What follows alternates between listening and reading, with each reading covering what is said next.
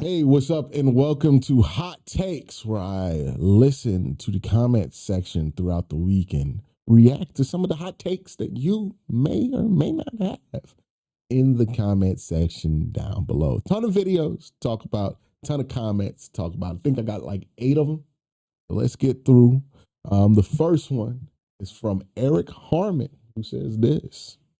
The thing that makes this different for Browns fans, and this is about Shedeur Sanders, I believe. This is on my Shedeur Sanders video.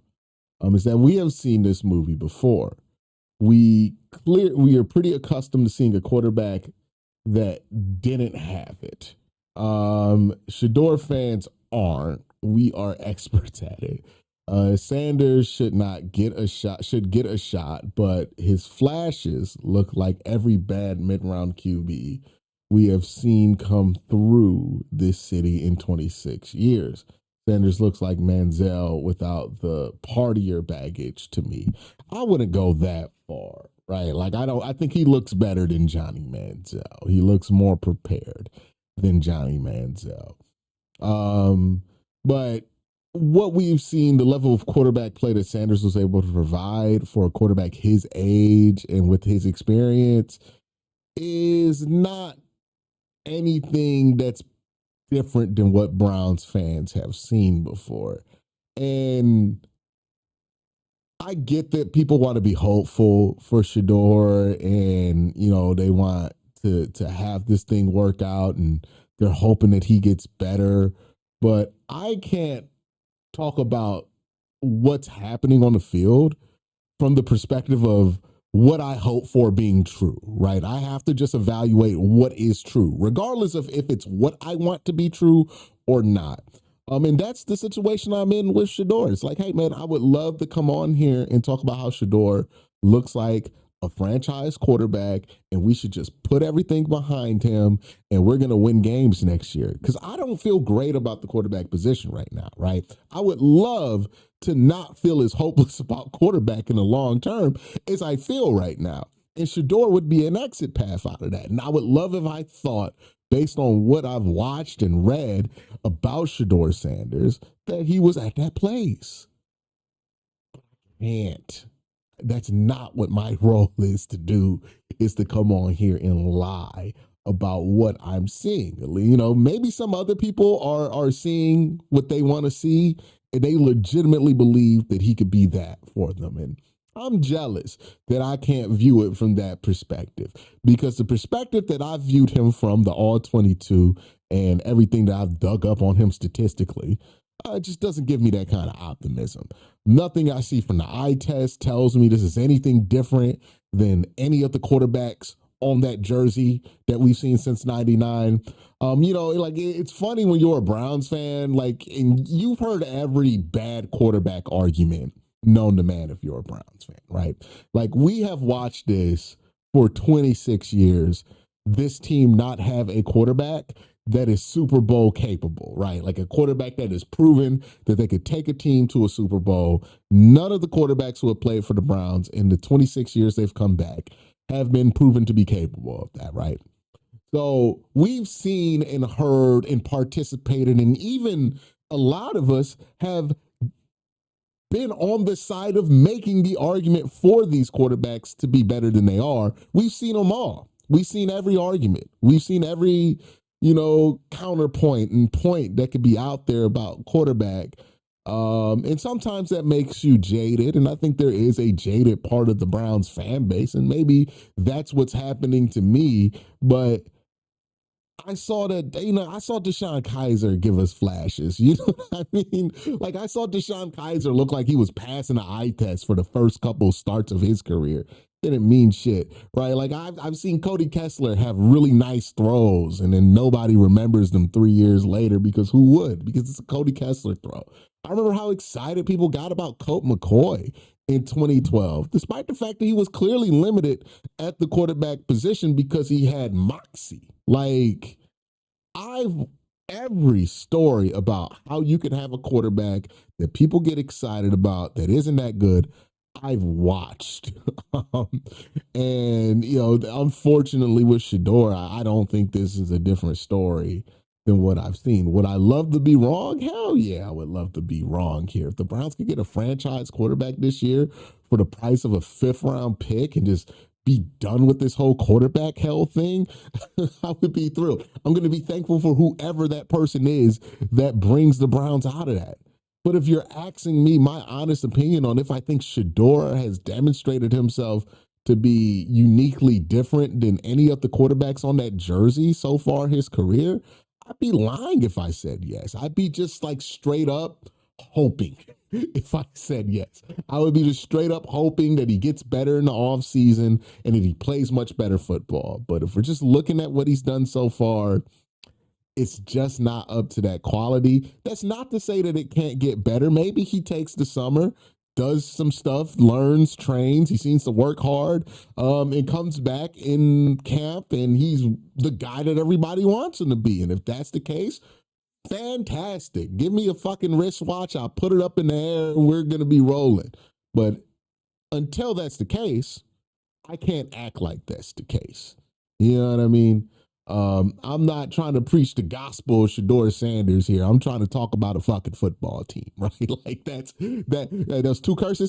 My apologies. 2 in the swear jars. But, you know, I'm trying to talk about a football team. I'm trying to talk about a team, not really just one player, you know? The next one comes from Lo Joe, who says this. One of the best vids I've seen of yours. This is on the same video. My question is now, if you average these same metrics out for the rookie seasons of the 5 recent quarterbacks who look to be successfully become franchise quarterbacks, off the top of my head, Cam Ward, Caleb Williams, Drake May, Bo Nix, Bryce Young, I don't know if I would throw Bryce Young in there. You can get Bo Nix in there, but Bryce Young has not gone over 500 once in his career. I don't know if we're doing that with Bryce Young. And I think it is early for Cam Ward. What I can't tell you, to answer your question, I've compared his stats to Cam Ward. Cam Ward outpaces him in every single advanced metric. Caleb Williams' rookie year outpaces Shedeur Sanders. Drake May's rookie year outpaces Shedeur Sanders. Bo Nix's rookie year smokes Shedeur Sanders out the water. Bryce Young's might be comparable, but Bryce Young had one of the worst rookie years of all time. So if you're asking me, like, if I average those 5 guys out, no, I haven't done it, but I can just tell you based on me individually comparing these guys in the past to Shedeur's rookie year, it's not going to be a favorable comp for him. And realistically, if you're not comparing favorably to Kenny Pickett, you're probably not comparing favorably to Caleb Williams' rookie year, where he had like 20 plus touchdowns, or Drake May's rookie year, or Cam Ward's rookie year. I mean, we've already compared him to Cam Ward, right? You're definitely not outpacing Bo Nix's rookie year. So yeah, I mean, it's not on that level. It's not even close to that level. And that, again, he could have a good offseason and be the guy that he, and my wristwatch or whatever people want to do, we'll do it. We'll be excited about it if he's the guy. But based on what we have seen in 7 starts, there is no reason for me to believe that that is the case. If you want to hope that that is the case, if you think that it is possible that's the case because you want to live through the gospel of Shedeur Sanders and the Sanders family, hey man, do what you got to do to get through a rough time, right? You know, I'm not going to judge how anybody gets through 2 pretty shitty seasons. And if that's how you choose to get through it, cool. But I'm not going to do that because I don't think that's based on what we actually saw. I think that's just being hopeful more than actually evaluating what happened. You know what I mean? We're going to get to more questions here. Well, not questions, but more hot takes here in just a second. But first, I got to thank my sponsor, Sleeper. Real quick, just want to let you guys know Sleeper has a new offer here. They're offering a free $20 entry, no deposit required. And also, if you're a first-time user, you also will receive a 100% match on up to $100 when you use the promo code WORSTTAKE. Again, $20 free, no deposit required. Plus, first-time users also receive a 100% deposit match up to $100. Join Sleeper. All right, we're back. Elo P Superfly with this comment says, no. Okay, so this is in relation to should the Browns make Jim Schwartz be hired by the new head coach if that is the case.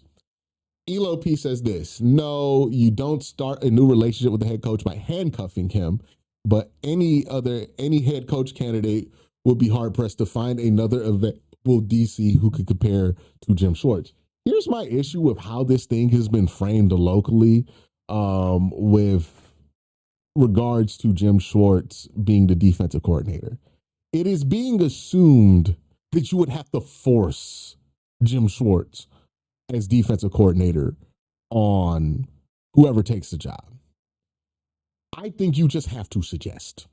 And what I mean by that is this: it makes sense. You know what I mean? Like if the Browns were trying, like Tommy Rees, for example, if the Browns were trying to make whatever head coach they had hire Tommy Rees, absolutely, I would agree with the framing that you're handcuffing him and you're forcing him to hire Tommy Rees, because I'm not sure Tommy Rees gets an offensive coordinator job unless the Browns force a guy to give him an offensive coordinator job.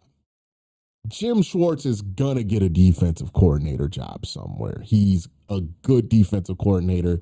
He has coordinated defensive-oriented teams that have won a championship without a quarterback in Philadelphia 2017, right? So he is a proven track record as a defensive mind in the NFL.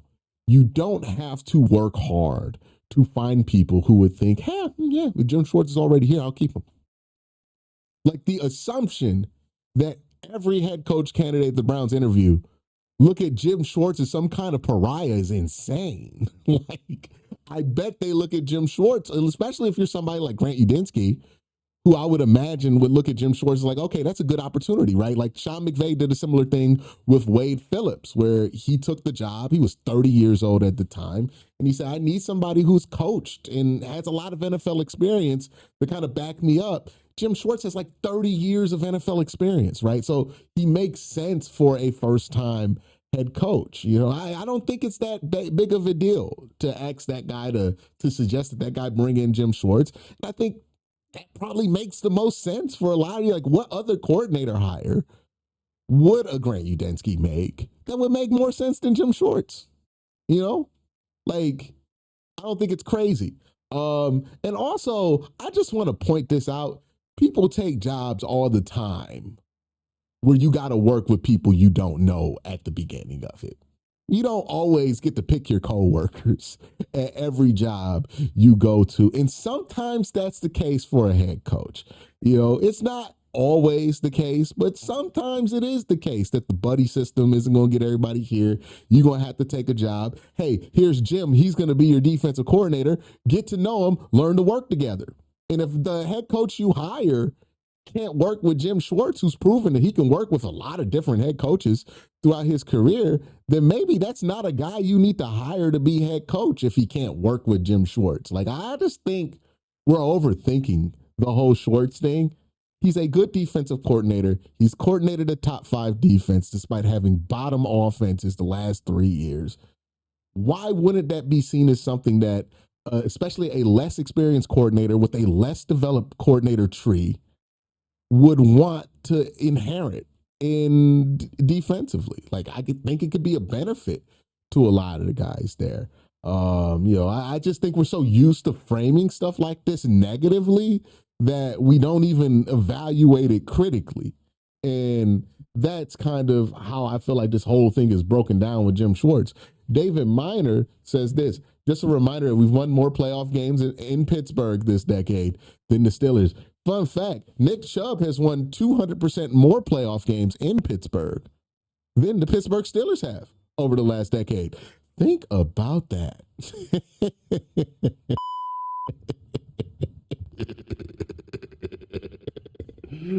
Ooh. Steelers still can't win in the damn playoffs. Look, I still get one more calendar year laughing at that shit. We'll see if they make the playoffs next year, but every year the Steelers don't make the playoffs and have a worse drought than us, the better. All right, let's go into the next one. This is music by Merlin, the AFC North rebuild. It's crazy that this is where we are, right? It's insane that this is the most stable division in sports, let alone football. I don't think there is a division in American sports. You could tell me what's going on in baseball and hockey, if there's a division more stable in one of those two. Or yeah, I don't think the W has divisions. I think it's just conferences. But I don't think there is a single division in American sports that has been more stable than the AFC North. It has been the picture of stability. We were talking about it this season where it's like, man, it's so hard to play AFC North football because every time you go up against a coach in the AFC North, you're talking about somebody who's prepared for your game plan at least 10 times. Like, it's insane. That's an insane amount of stability. And for the Browns, the Bengals, not the Bengals should, but the Browns, the Ravens, and the Steelers to all be looking for head coaches this cycle. It's insane. It's insane. Look, the Browns have been here before. It's not insane to them. But Pittsburgh and Baltimore being in the same coaching search pool, that's insane. That's insane.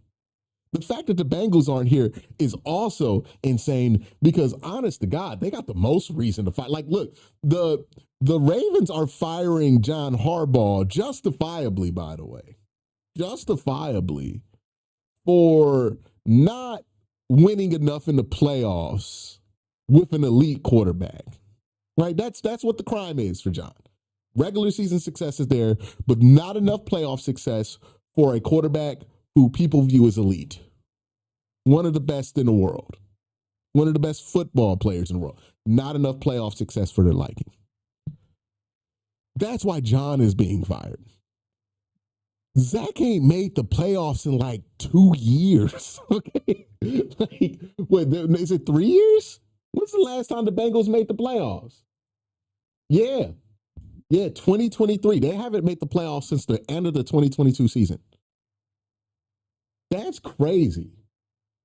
That's great. So they missed the playoffs in 23, in 24, and in 25. They missed the playoffs 3 years in a row with Joe Burrow. John Harbaugh getting fired for losing playoff games in that same span. They talked about keeping Zach Taylor for missing 3 years of the playoffs with Joe Burrow. Hey, man. Hey, and like people are like convinced that job's going to come open next year. I don't know, man. The Bengals, like, here's the fun, tricky spot that the Bengals are in. I don't think they're going to fire Zach Taylor next year. For everybody who thinks Zach Taylor's going to get fired next year, I don't know. I don't know. Because you know what's really possible? That the Ravens are at a point to where they're rebuilding. That the Steelers are at a point to where they're rebuilding. The Browns, they're hiring another coach. So all three of these teams are not really at the right spot to be competing right away. And it's possible that the Bengals sneak to like 9 or 10 games, win a division, make the playoffs, and you think the Bengals going to fire Zach Taylor after he makes the playoffs when they didn't fire him for missing 3 years in the playoffs? They're going to give him an extension. I'm telling you, Zach Taylor going to be the coach there for like 18 years, dog. It's going to be insane. It's not justifiable at all, but they're in it for the long run with him, man. They have told us time and time again that they are in it with for the long run when it comes to Zach Taylor, and nobody wants to listen to it. And I think we just got to accept it at this point. Chris says this, you forgot Miles is pretty nerdy. He's talking about Mike McDaniels. So this is a video about Mike McDaniels and other retreads. So you forgot that Miles is pretty nerdy too. I would prefer McDaniels with the options I've seen would want us to go get AR. And then somebody else commented, Miami itself is a tough place to get players to stay locked in. Then you have Tua and Tyreek. So, you know, some pushback on the idea of McDaniel not really being maybe the guy to meet the moment here. I would say this, yes, Miles is a nerdy guy. And McDaniel looks nerdy. But I don't think McDaniel, outside of like being a football, like a straight up football nerd, he's a straight up football nerd. I don't think he's like into the same things that Miles is into. I don't know if that would really matter here. You know, I just think that McDaniel has issues in that department, right? That if you hire him, you got to be able to figure out how he's going to solve for it. I think him having Anthony Weaver really helped kind of push things together. Do you think Jim Schwartz could be that kind of force with McDaniel? You know, it could work with him, but you need to be very present of the staff that you hire around him. Sean Calhoun says Miami itself, tough place. I don't know, man. Like, yeah, you got Tyreek and Tua, but also Mike McDaniel wanted Tyreek and he wanted Tua, and he was okay with giving Tyreek the money, and he was okay with giving Tua the contract extension. So I don't think you could just McDaniel's hands of that. He was pretty involved in the decision making process with both of them. Antoine says this. Sean McVay was 30 when it comes to him taking a job. This is in defense of Grant Udinski, who's also 30. And yeah, it's true. Sean McVay was 30 when he took the job, but Sean McVay also had, I think, like 8 seasons of NFL experience, which is more than Grant Udeski's 2. He also had 3 full seasons as the full offensive coordinator of the Washington Commanders. And Grant Udeski has 1. So in terms of experience, these 2 completely different things, right? Sean McVay was 27 running the offense for the Commanders, right? Like he was the full-blown offensive coordinator at age 27. Grant Udeski at age 27 was an assistant quarterbacks coach. So I don't think you can one-to-one compare this to Sean McVay. It's not the same thing as Sean McVay. It's not the same resume as Sean McVay. Ultimately, he's not Sean McVay, but can Grant Udeski be successful at 30, right? That's the question. I don't care what Sean McVay was able to do because he was more experienced and he's a completely different story. Do you think that Grant Udeski can be successful at 30? And why is it that you think that? You know, I don't know, because I'm going to be honest. We don't know anything about Grant. I don't know enough to be positive about this. I don't know enough to be negative about it, right? All we really got are some general whiffs of some vibes from a distance, but we don't really know what his responsibilities were in Jacksonville. It seems like a lot of people think highly of him, but we don't really know, and we won't really know unless the Browns hire him and give him the job, which I think can absolutely happen. Maybe it's already happened by the time this video is uploaded. Maybe it's swung in a different direction after the interview. Either way, you know, we can't just be like, oh, well, Sean McVay was 30 and act like it's not a big deal that he's 30. It's a big deal that he's only 30. The next hot take is from Hul Barrett, who says this. Bitonio has been one of my favorite players ever since I saw him at the Combine. I'd be okay with him if he wanted to go to a contender and get a ring. Yeah, I agree with you. I think we're at the point with Joe where it's like it's okay if he leaves. But that's the hot takes for this week. Let me know what you think in the comment section down below. Y'all have a great day. Have an even better night. Eat.